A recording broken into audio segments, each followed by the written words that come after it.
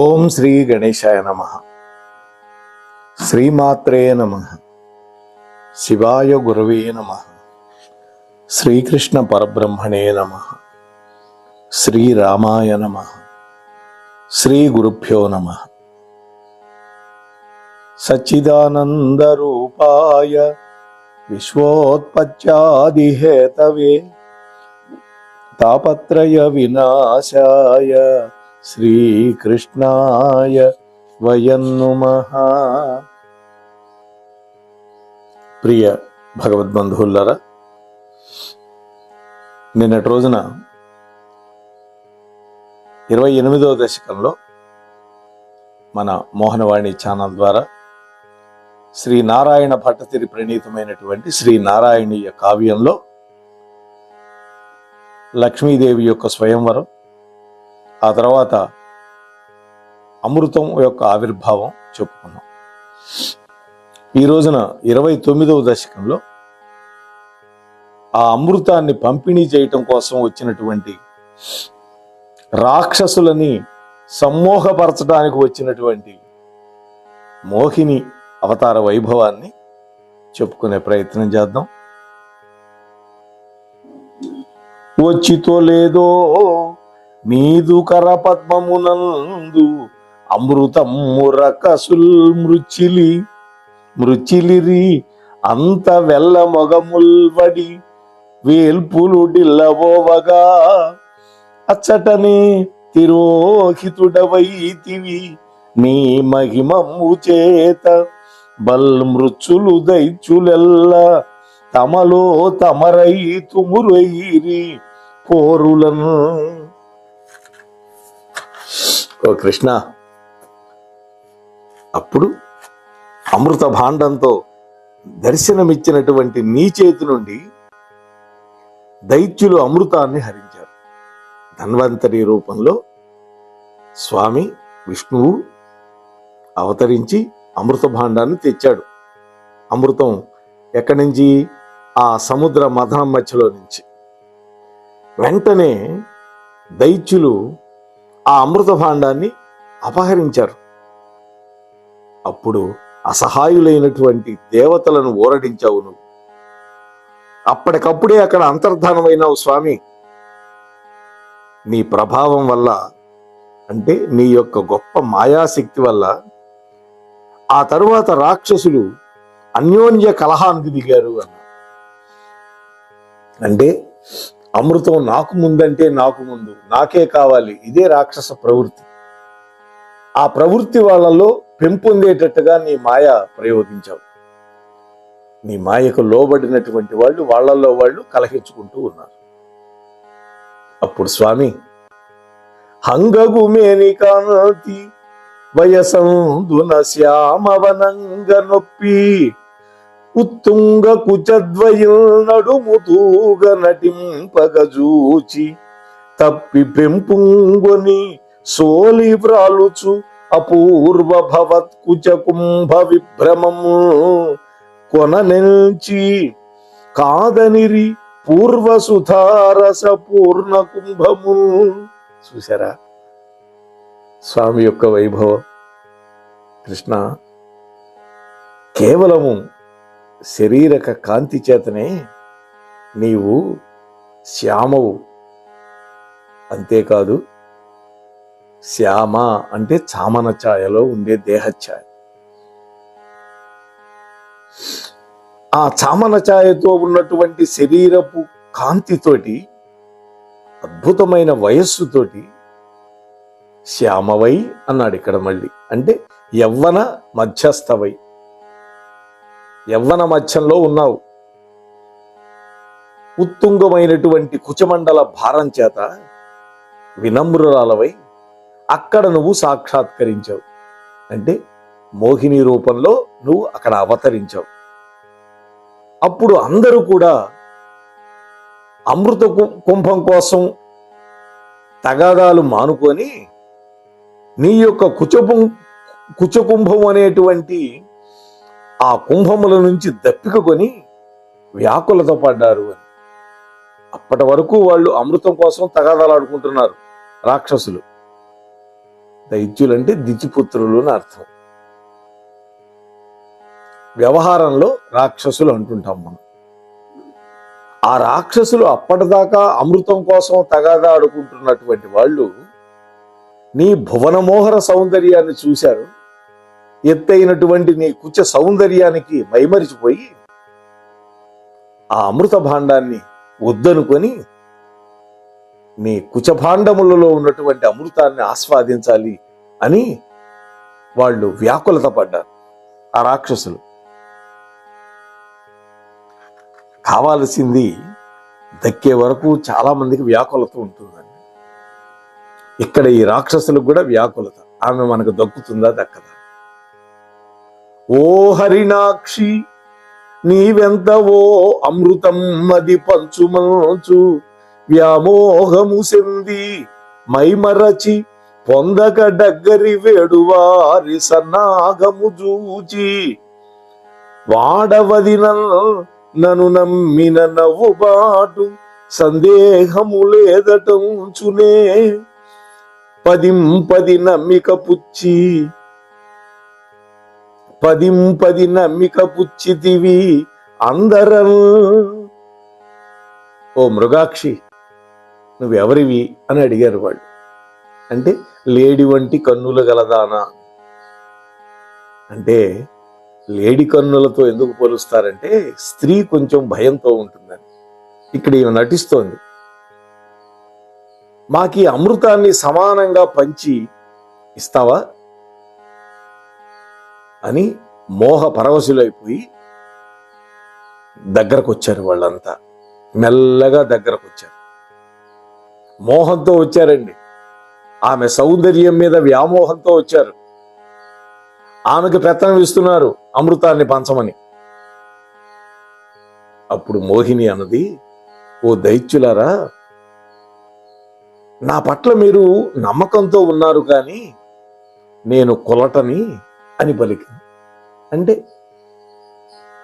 ఇక్కడ కొలట అంటే నేను మోసగత్తెని అనేటువంటి శబ్దంతో వాడిందమ్మ. అయితే ఆ మాట అన్నా కూడా వాళ్ళల్లో నమ్మకం సడలు. ఎందుకని? ఆమె యొక్క సౌందర్యానికి మోహితులైపోయారు కాబట్టి వాళ్ళు. వెంటనే వాళ్ళందరినీ దృఢ విశ్వాసము కలిగిన వాళ్ళగా చేశావు నువ్వు కృష్ణ మోహిని రూపంలో.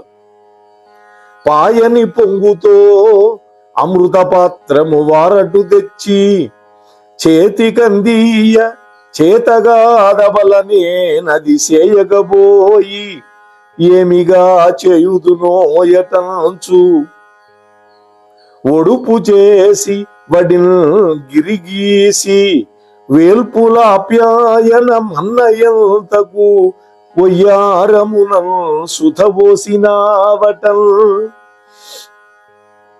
ఓ కృష్ణ, నీ మాటలకి వాళ్ళంతా సంబరపడిపోయారు.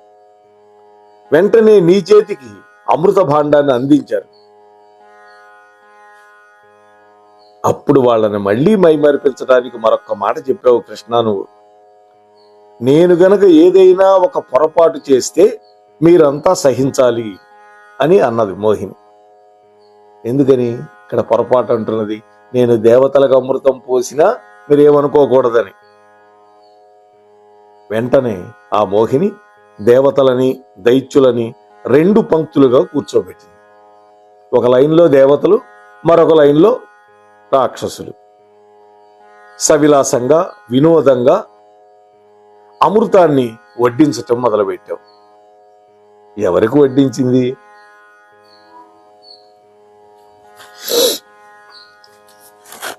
అసురులు అనుకున్నారు వాళ్ళ మనస్సుల్లో, ఈ సుందరాంగికి మన ఏడ అనురాగం ఎక్కువ, ఓహో మన అందరి భాగ్యం పండింది, మనలని ఈమె మోసపుచ్చదు అని వాళ్ళు కిక్కురు మనకుండా కూర్చున్నారు.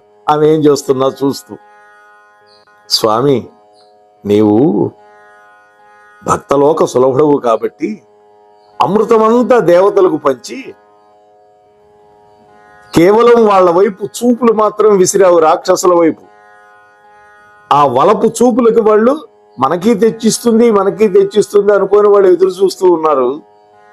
కానీ అసలైన అమృతాన్ని దేవతలకు పంచావు. అమృతం అంతా పంచటం అయిపోయిన తర్వాత నిజ రూపాన్ని ధరించి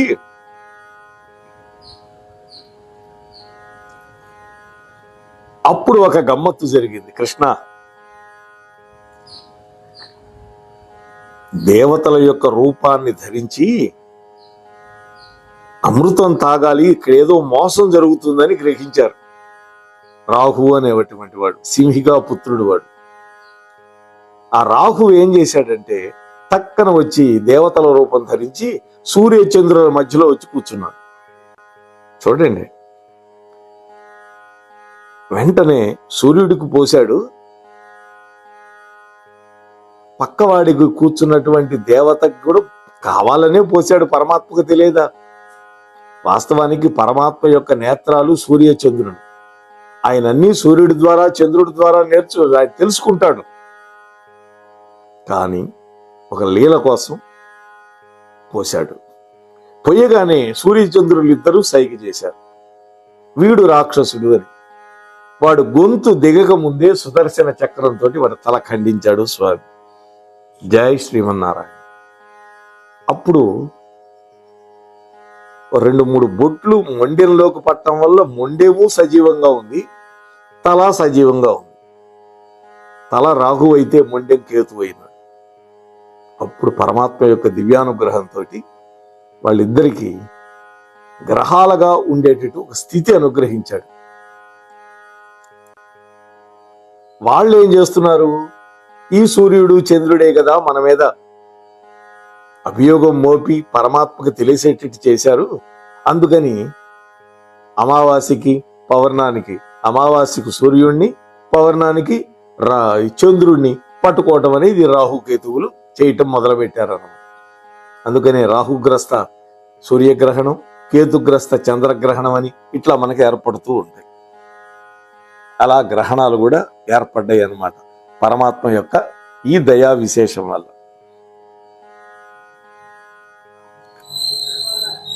ఆ తరువాత శ్రమమెల్లన్ మనదై ఫలం ఎదిరిదై సర్వస్వము బోయనంచు అమర శ్రేణి నెదిర్చిరి అయ్యసరులు అయ్యైదేవ సంఘాతమెల్ల మునింగెన్ బలిమాయలోన అది ఆలక్షించి అయ్యుద్ధరము గమునందెక్కడి నుండి వచ్చితివో సాక్షాత్కారమైనవటం. ఎప్పుడైతే ఈ మోసాన్ని వాళ్ళు తెలుసుకున్నారో, అమృత సంపాదన ఫలం ఆ దేవతల పాలు చేసి నువ్వు వెళ్ళిపోయినావు అని వాళ్ళు బాధపడ్డారు. అప్పటి వాళ్ళకి తత్వం బాధపడింది. వచ్చినటువంటి నీవు వాళ్ళని మోసం చేయటానికే వచ్చావు అని వాళ్ళు ఆలస్యంగా గ్రహించారు.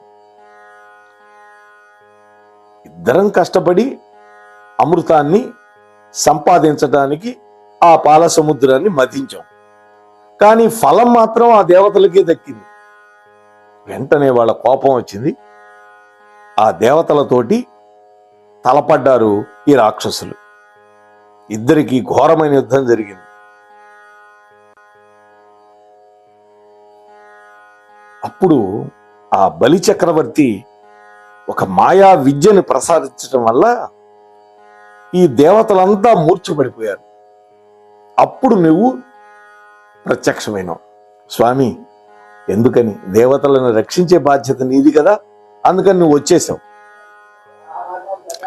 ఈవట కాలనేమి వధించితి మాలిముఖాసురాగుళం చావున బుచ్చి పాకు బలి జంభు బలు మరి ఇంద్రుడేచి అచ్చో వధించే అన్నముచి శుష్కమునార్ద్రము గాని నురుజే అవల యుద్ధమాపితి వయారే